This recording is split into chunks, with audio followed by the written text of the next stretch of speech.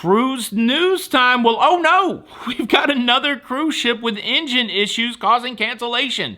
When will this end? Also, MSC, they're building more ships in their luxury brand. Do you even know that MSC had a luxury brand? Carnival, they're dang excited about bringing the Costa Luminosa into their fleet. They've got an announcement around that. And, well, I may have changed the way I feel about cruise parking. Do you have a strong feeling about cruise parking? I do now. Cruise news. Let's talk about it.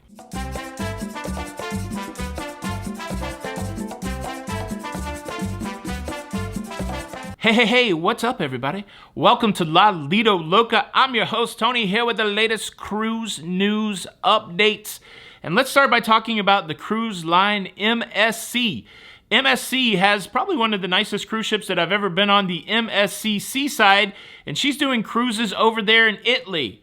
Over there in Italy, is that the way you say it? Italy. Did anybody just cringe? Italy. Over there in Italy. Yeah. The cruise is in Italy, and we've got a friend on there that's on one of those cruises doing a back-to-back, but during the first part of the back-to-back, they were notified that, well, there's engine trouble on the MSC Seaside. MSC has sent out a letter saying there is indeed an electrical issue in their main engine, and, well, they've got to cancel the next cruise. So the July 9th cruise of the MSC Seaside over in Italy has been canceled.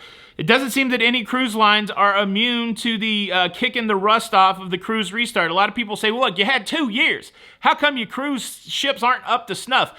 You got to remember, these were businesses that weren't sure whether or not they were going to survive the pandemic. They weren't getting bailed out anywhere. They were taking crazy loans, almost like payday loans, like 400% interest.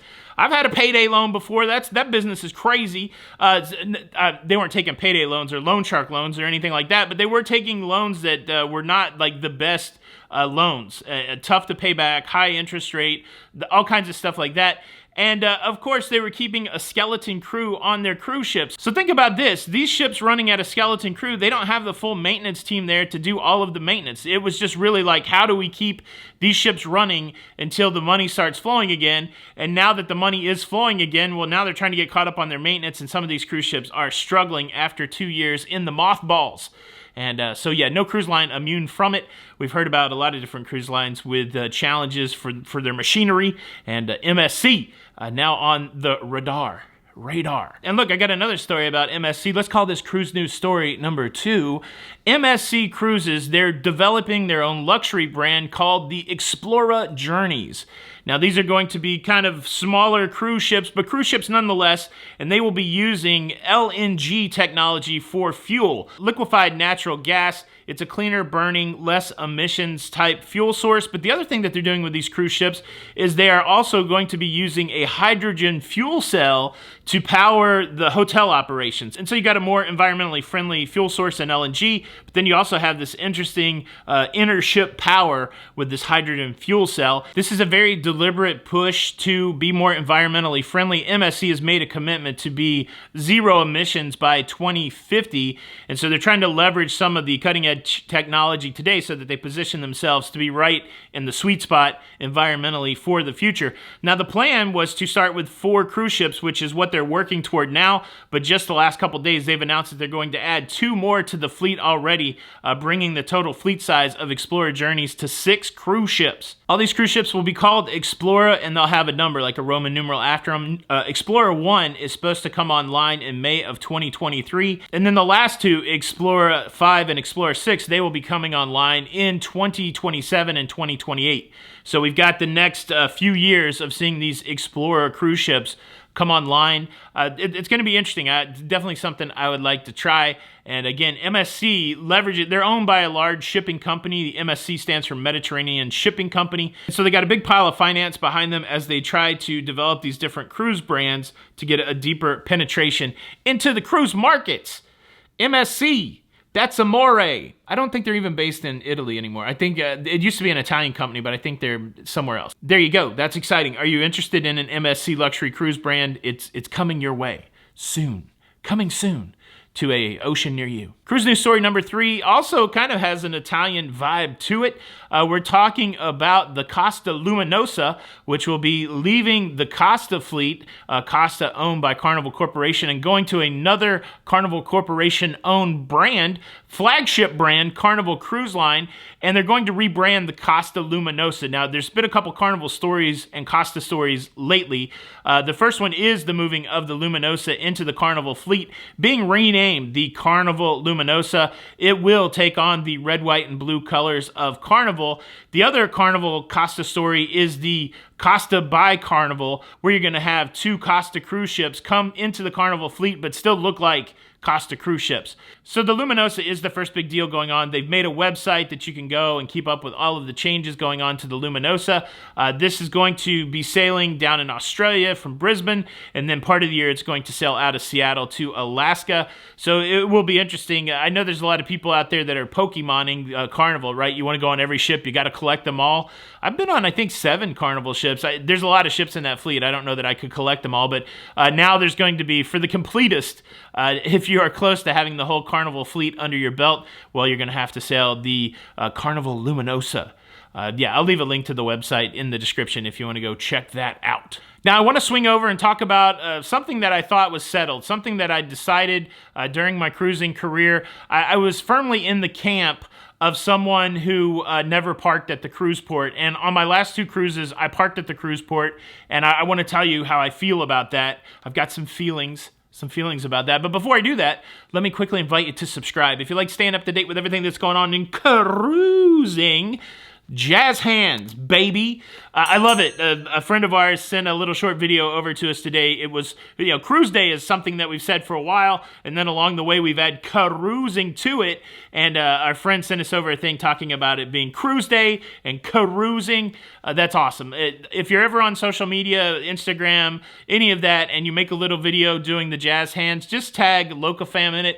Every once in a while we go look at that hashtag locafam. I'd love to see you guys representing the fam out there on Cruise Day. And then, ironically, and I don't know if this person will be listening, but when I got off of the Virgin Voyages cruise, I went through Customs and Border Protection at the Miami terminal there, and the customs agent, and I might be reading too much into it, but the custom agent, he looked at my passport, and then he looked at me, and then he had like a moment, and then he goes, "What you been out doing? Cruising?" He didn't do the jazz hands, but he went cruising, and I was, you get a little nervous when you're at the customs agent, so I didn't put 2 and 2 together. I was like, "Yeah, man, I've been out cruising," but then as I left the customs agent, I'm like, wow, maybe the custom agent watches the show. I don't know. Maybe so. I don't know why a customs agent wouldn't watch the show, but I never put 2 and 2 together. So if you are the customs agent from Miami and you did the cruising and I didn't really respond, it's because I just couldn't imagine that you watched the show. But if you do watch the show, thank you, man. It made me feel good in retrospect as I was walking to my car. I sure do appreciate it. And that brings me to the point. After I left the custom agent, I went right to my car, and within 5 minutes, I got in my car and I left. I drove out of the port of Miami. Now, in the past, I'm over 30 cruises now, and up until the last 2 cruises, every time that I've gotten on a cruise ship, I made it to the cruise terminal probably by shuttle or by Uber. I'd never parked at the cruise port because I always felt like it was more expensive. And traditionally, cruise port parking is maybe $5 to $10 more a day than parking at a satellite parking area. A lot of times we would do park and cruise where you get a hotel stay and then they shuttle you over there. And I think that is all great. We've also parked at satellite parking lots where they shuttle you over there.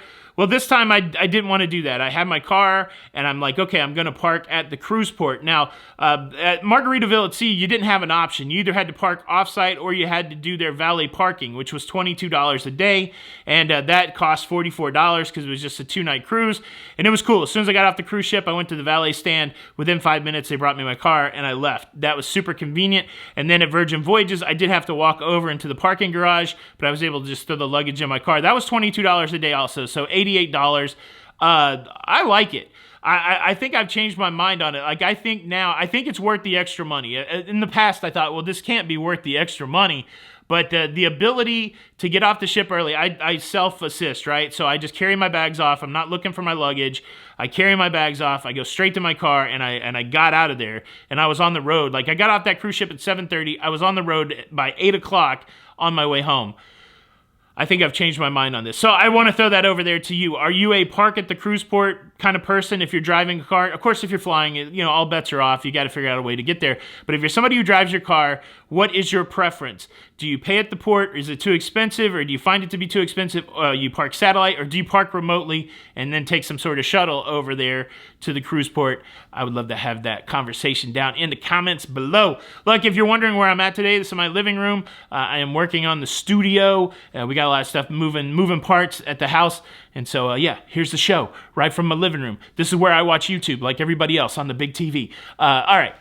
Thank you so much for checking out the show today. I hope you enjoyed it. If you did, you could do me a solid by hitting the like button. And unfortunately, if you do not hit the like button, well, you're going to do self-assist where you carry off your own luggage, but then you're going to lose your own luggage. So I don't know what's worse, if the cruise line loses your luggage or if somehow you lose your own luggage. That could happen. I don't know how that could happen. Could you lose your own luggage trying to get off a cruise ship? I guess you could. Maybe somebody takes it. Hit the like button. Then we don't have to answer these deep questions. This is Tony for Lido Loca. Until the next time, we'll see you on the Lido.